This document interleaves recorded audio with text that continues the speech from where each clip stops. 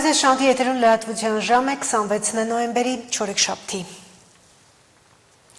Նիկոլ Փաշինյանի գլխավորությամբ տեղի ունեցել անվտանգության խորհրդի հերթական նիստը։ Նիստին բացի անվտանգության խորհրդի անդամներից մասնակցել է նաև Հանրապետության նախագահ Վահագն Խաչատուրյանը։ Ընթացքում քննարկվել են անվտանգության խորհրդի լիազորությունների շրջանակն ընդգրկող ընթացիկ, օրակարգային և ռազմավարական բնույթի հարցեր։ Ազգային ժողովը նոյեմբերի 28-ին կգումարի արտահերթ նիստ, որի օրակարգում մեկ հարց է։ Հենց այդ հարցին էլ այսօրվա արտահերթ նիստում անդրադարձել է եվրոպական ինտեգրման հարցերի մշտական հանձնաժողովը։ Խոսքը Հայաստանի և Եվրամիության միջև Եվրամիության ճգնաժամային կառավարման գործողություններում Հայաստանի մասնակցության շրջանակը սահմանելու մասին համաձայնության վավերացմանն էր վերաբերում։ Նախագիծը ներկայացրել է արտաքին գործերի նախարարի տեղակալ Նացական Սաֆարյանը։ Հայաստանի մասնակցությունը Եվրոպական միության առաքելություններին հնարավորություն կընձեռի կողմերի համապատասխան գերատեսչությունների միջև փոխգործակցության հաստատման եւ կամ խորացմանը, ինչը կդյուրինացնի հետագա համագործակցությունը տարբեր նախաձեռնությունների շրջանակներում։ Ամենասկզբից հասկանում ինչով է պայմանավորված հրատապությունը։ Այսինքն մենք ընդհանրապես 2 օր հետո քարորյա նիստ ենք ունենալու սովորական, հիմա ուրբաթօրով արտահերթ նիստ բերելու անհրաժեշտությունը ինչով է պայմանավորված։ Ես պատասխանում այդ հարցին, հրատապության վերաբերյալ հարցին դեկտեմբերի 2-ին Բրյուսելում տեղի ունենալու Հայաստան-Եվրամիություն գործընկերության խորհրդի նիստը եւ թե Եվրամիության մեր գործընկերները, գործադիրի, թե Հայաստանի Հանրապետության գործադիրի մեր գործընկերները մեզ խնդրել էին, եթե հնարավոր է, համաձայնագիրը քննարկել եւ համապատասխան որոշում կայացնել մինչեւ այդ նիստը, այսինքն մինչեւ դեկտեմբերի 2-ը։ Փորձեք մեզ իրազեկել, որ ճգնաժամային իրավիճակների կառավարման մասին է խոսքը, հատկապես այս համաձայնագիրը։ Ընդհանուր առմամբ ճգնաժամային կառավարումը ներառում է տարբեր ոլորտներ, բայց որպես օրինակ շատ տեսանելի օրինակ կարող եմ բերել Հայաստանում ԵՄ քաղաքացիական առաքելության գործողությունները այստեղ Հայաստանում շատ լավ օրինակ է, ինչ է նշանակում ճգնաժամային կառավարումը։ ԵՄ-ն ունի փաստաթուղթ, որով նկարագրում է իր ճգնաժամային կառավարման բաներին, այդ միսիաներին ռազմական կոմպոնենտը ինչ է իրենց ներկայացնում։ Եվրոպական միության ընդհանուր եւ անվտանգության եւ պաշտպանության քաղաքականությունը հնարավորություն է տալիս ԵՄ-ին իրականացնել քաղաքացիական, ռազմական, հակաճգնաժամային գործողություններ, խաղաղապահ ջանքեր, խորացնել պաշտպանական համագործակցությունը անդամ պետությունների միջև։ Հիմնական բաղադրիչներն են քաղաքացիական առաքելություններ, ոստիկանության վերապատրաստում, սահմանային աջակցություն, իրավական եւ կառավարման բարեփոխումների խթանում, ռազմական գործողությունների մեջ մտնում են խաղաղապահություն, կայունացման եւ հակաճգնաժամային գործողություններ տարբեր տարածաշրջաններում, խորացված պաշտպանական համագործակցություն ԵՄ ներսում, Եվրոպական պաշտպանական ֆոնդը, որը պաշտպանական նորարարության եւ համատեղ նախագծերի ֆինանսավորումն է, ԵՄ արագ արձագանքման զորախմբերը, արագ կիրառման համար պատրաստ ռազմական ուժերը եւ դրանց նպատակներն են ԵՄ անվտանգության եւ դիմականության ամրապնդումը, կայունության խթանումը հարևան տարածաշրջաններում, միջազգային ճգնաժամերի կառավարումը, պաշտպանական ինքնուրույնության բարձրացում եւ համագործակցության խորացումը։ Սա ընդհանուր նկարագիրն է ԵՄ անվտանգության ընդհանուր եւ պաշտպանության քաղաքականության։ Հայաստանի տարբեր մարզերում բռնկված հրդեհներն ամբողջությամբ մարել դեռ չի հաջողվում։ Հրշեջ փրկարարների գործողություններին նաև միացել են պաշտպանության նախարարության ուղղաթիռները։ Այսօր առավոտյան փրկարար ծառայությունը հայտնեց, որ հնարավոր է եղել մեկուսացնել Դիլիջանի Կազաչի հատվածում բռնկված հրդեհը։ Ավելի վաղ հայտնի էր դարձել, որ Գեղարքունիքի մարզում Ճամբարակ Թթուջուր հատվածում բռնկված հրդեհի օջախներից 2-ը մարվել են։ Ճամբարակ Թթուջուր հատվածը հրդեհի առաջին օջախն էր, այն բռնկվել էր նոյեմբերի 21-ին, կրակի տարածումը կանխելը հեշտ չէր, հրդեհաշիջման ինտենսիվ աշխատանքներ սկսվեցին։ Ավելի ուշ հայտնի դարձավ, որ սա հրդեհի միակ օջախը չէր, հրդեհի օջախներ կային նաև հանրապետության այլ հատվածներում։ Նոյեմբերի 25-ի կեսօրից հետո ներքին գործերի նախարարության փրկարար ծառայությունը հայտնեց իրականացված աշխատանքների արդյունքների մասին։ Գեղարքունիքի մարզի ճամբարակ թթուջուր հատվածում նոյեմբերի 21-ին բռնկված հրդեհի օջախներից երկուսը հրշեջ փրկարարների օպերատիվ գործողությունների արդյունքում մարվել է։ Մյուս օջախներում աշխատանքներն ինտենսիվորեն շարունակվում են։ Հրդեհաշիջման լայնածավալ աշխատանքներում ըստ պաշտոնական տվյալների ընդհանուր առմամբ ներգրավվել է ավելի քան 1830 փրկարար, 100-ից ավելի էկոպարեկներ, ոստիկաններ, 100-ից ավելի միավոր տեխնիկա։ Գործի է դրվել պաշտպանության նախարարության ուղղաթիռն ու անօդաչու թռչող սարքեր։ Հաջողվել է մարել մի շարք տարածքներում բռնկված հրդեհները։ Գեղարքունիքի մարզի Մարտունու Սպիտակասարի հատվածում Վարդենյանց լեռնանցքում Զոլաքար բնակավայրին հարակից Սարում Լոռու մարզի Սպիտակի լեռնանցքի Լեռնաջուրի Սարատովկա Նովոսելցովո հատվածներում Գոգարան Սարալանջ գյուղերին հարակից Սարում Ուրասար եւ Ծաղկաբեր բնակավայրերի մոտակայքում Սյունիքի մարզի Իշխանասարի Իշխանասար Նորավանի հատվածներում Կոտայքի մարզի Հրազդանի Մաքրավան թաղամասի Ձորքաշ կոչվող տարածքում Արագածոտնի մարզի Ապարանի ջրամբարի մոտակայքում Հրդեհի մեծամասշտաբ օջախներ բռնկվեցին նաև Տավուշի մարզում, մասնավորապես Դիլիջանի անտառային ու այլ հատվածներում։ Այսօր առավոտյան հայտնի դարձավ, որ որոշ հատվածներում հնարավոր է եղել մարել կրակը։ Տավուշի մարզի Դիլիջան Կազաչի հատվածում բռնկված հրդեհը մեկուսացվել է, մյուս հատվածներում Նավուր բնակավայրի մոտակայքում Դիլիջանի ոլորաններին հարակից անտառում եւ Դիլիջանի լեռնային Արմենիա հյուրանոցի մոտակայքում աշխատանքները շարունակվում են։ Փրկարար ծառայությունը հերքել է տեղեկությունը, թե կրակը տարածվել է Լեռնային Հայաստան առողջարան։ Հրդեհը հիմնականում տարածվել է խոտածածկ հատվածում, տարածքում մեծաքանակ ծառեր չեն այրվել, արձանագրվել են ջերմահարումներ։ Հրդեհի տարածումը դեպի տներ եւ առողջարան կանխվել է։ Տավուշի մարզում արդեն երեկվանից ակտիվ աշխատանքներ ընթանում են,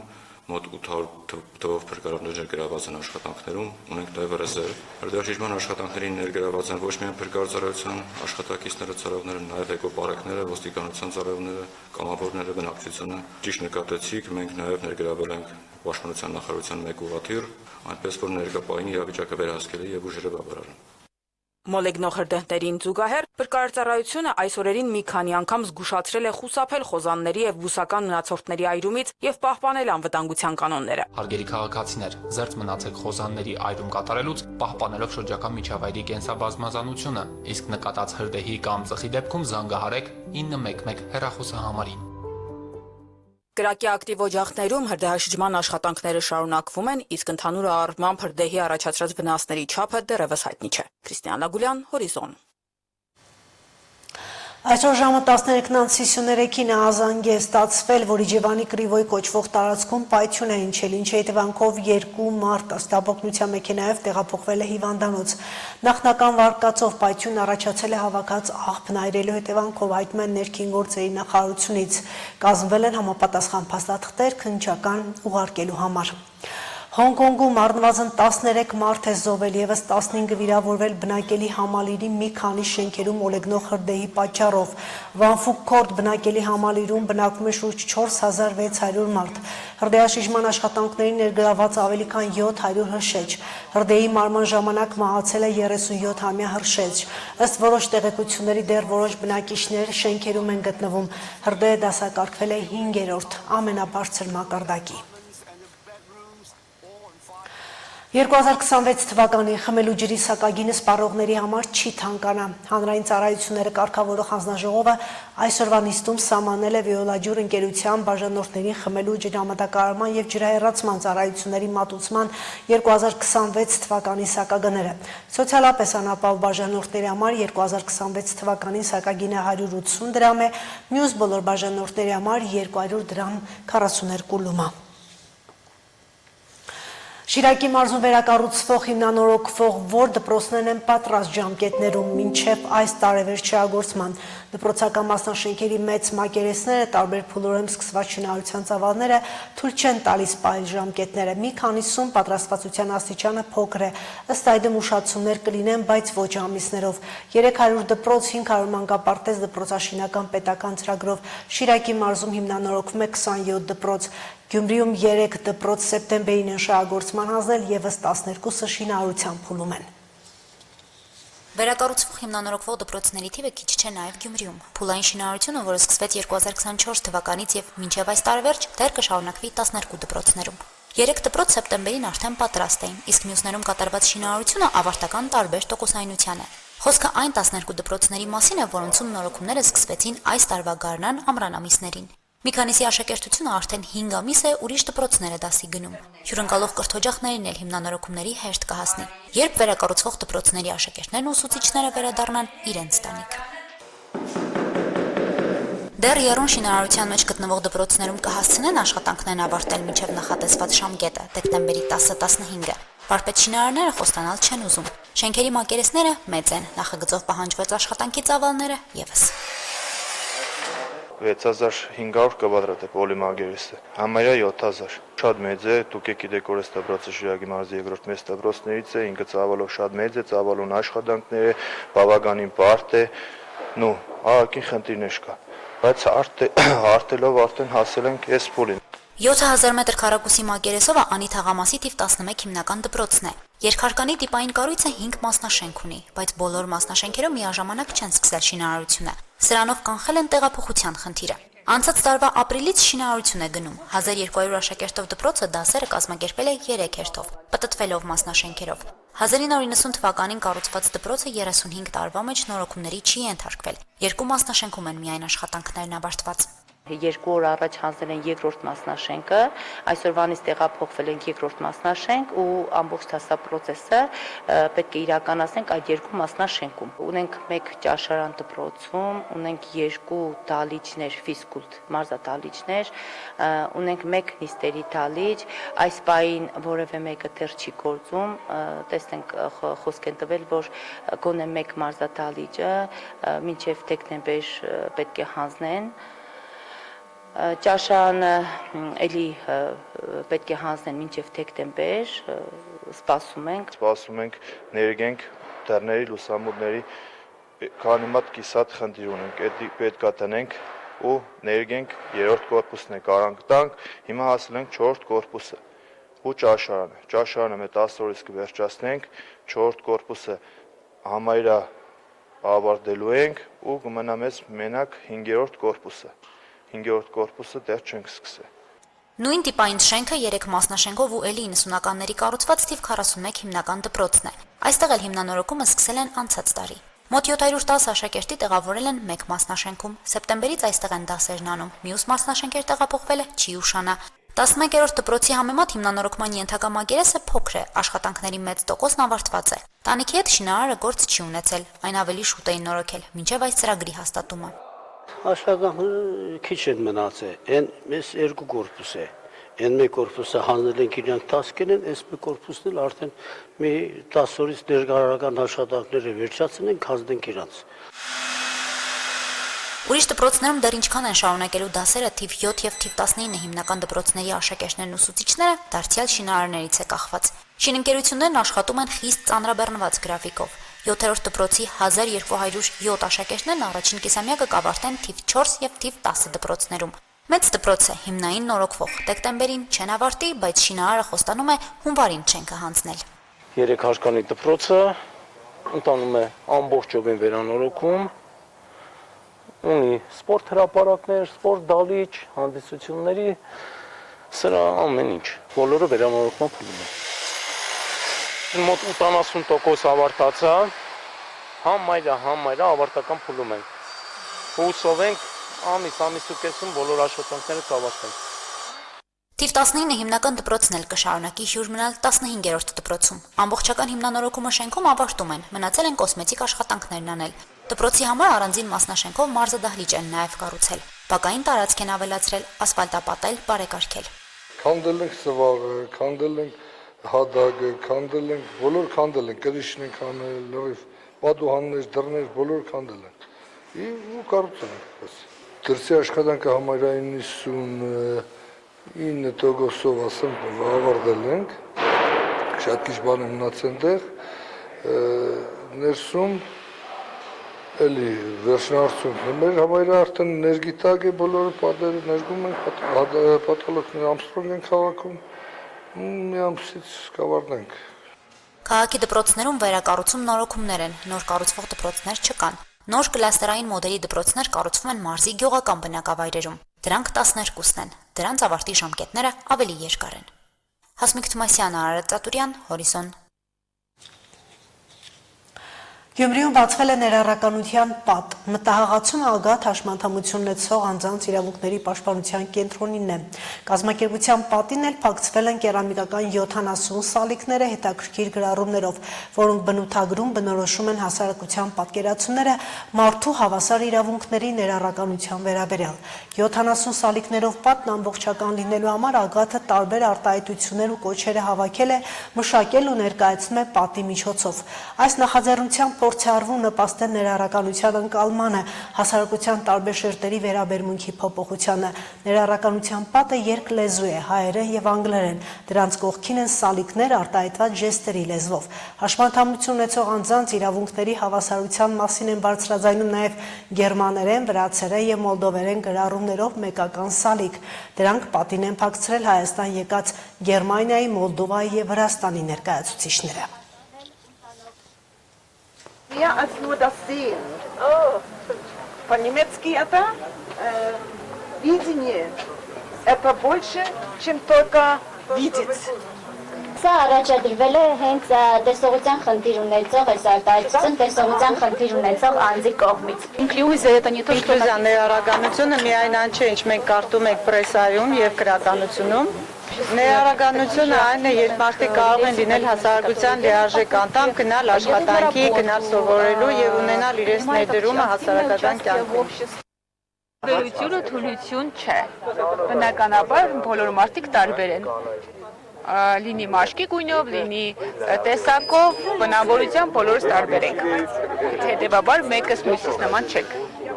Հիմա փակցնելու եմ ամեն ձայն կարևոր է երկչախմբում սալիկը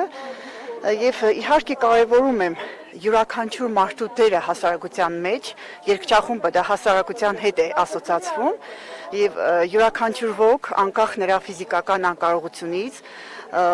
անպայման իր կարևոր դերն ունի հասարակության զարգացման մեջ եւ երկչախմբի անդամները մենք բոլորս ենք։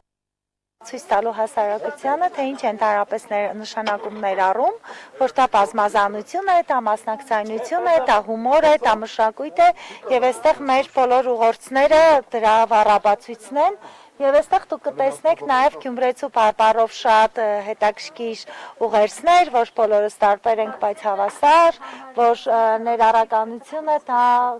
մեր քաղաքի մշակույթ կուլտուրան է, ոչ թե մոդան։ Երբ որ մտածում ենք, թե ինչ իրազեկման ակցիա անել, մտածում ենք, որ պատը թերևս լավագույնը կլինի, որովհետև մարդիկ, եթե քաղաքի բանուկ հատվածում լինի, մարդիկ կանցնեն, կդառնան, կհասկանան, կկարտան արտահայտությունները, կփորձեն մտածել դրա վերաբերյալ եւ կարող է իրենց հետ տուն ինչ-որ բան տանեն։ Եվ երբ որ արդեն գործողություններն էին իրականացնում, թե քաղաքի որ հատվածում անեն, հասկացանք, որ ու մտածում ենք, որ որևէ խոչընդոտ չի լինի այդ ամենը իրագործելու համար, սակայն հասկացանք, որ ներառականությունը մեզանում թերևս մնացել է կոպիտ ասած թղթի վրա եւ այն ինչ որ գրված է թղթի վրա շատ դանդաղ քայլերով է իրագործվում եւ մեր նպատակն է, որպեսզի մենք ներառականությունը կարողանանք դարձնել արժեք։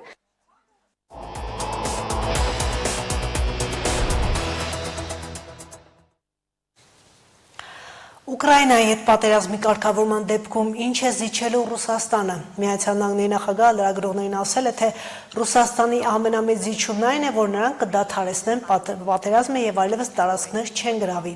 Լրագրողների հարցին արդյոք քննարկվող ծրագրի շրջանակներում Ուկրաինան չի կորցնի իր տարածքները, Թրամփը պատասխանել է, որ եթե պատերազմը շարունակվի, այդ դեպքում կկորցնեն տարածքներ, ինչպես դա մարդկային կյանք էր։ Թրամփը դարձյալ ասել է, որ պատերազմը չէր սկսվի օրոք, այն սկսվել է հիմարության պատճառով։ Նա նշել է, որ մարդիկ արդեն հասկանում են, որ Ուկրաինայի հակամարտության կարգավորման ծրագիրը շատ լավ գործարք է։ Ավելի վաղ Դոնալդ Թրամփը հայտարարել էր, որ Վաշինգտոնը շատ մոտ է Ուկրաինայի եւ Ռուսաստանի հետ համաձայնության գալուն։ Ուկրաինայում պատերազմը դադարեցնելու պլանին դժգոհությամբ է արձագանքել Եվրամիության դիվանագիտության նախկին ղեկավար Ժոզեփ Բորելը։ Նա մասնավորապես ասել է, Ուկրաինայում պատերազմին վերջ տալու 28 կետից բաղկացած ծրագրով Թրամփը Միացյալ Նահանգներին այլևս չի կարող համարել Եվրոպայի դաշնակիցը, որոնք նույնիսկ չեն խորհրդակցում սեփական անվտանգության առնչվող հարցերի շուրջ։ Եվրոպան պետք է ընդունի Միացյալ Նահանգների քաղաքականության այս փոփոխությունը եւ համապատասխան արձագանքի։ Հիշեցնենք, որ մինչ այս պլանը քննարկել են նաև Միացյալ Նահանգների եւ Եվրամիության ներկայացուցիչները։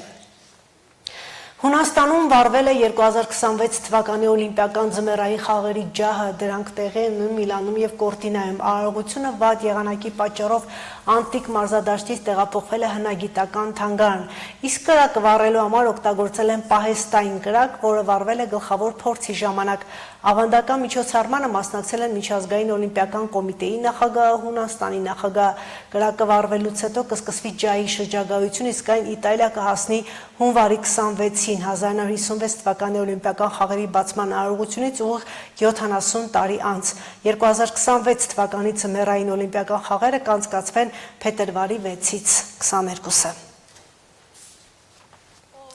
Այժմ լրահոսը ևս սպառված է, ծանոթացեք նորությունների ժամը 20-ին։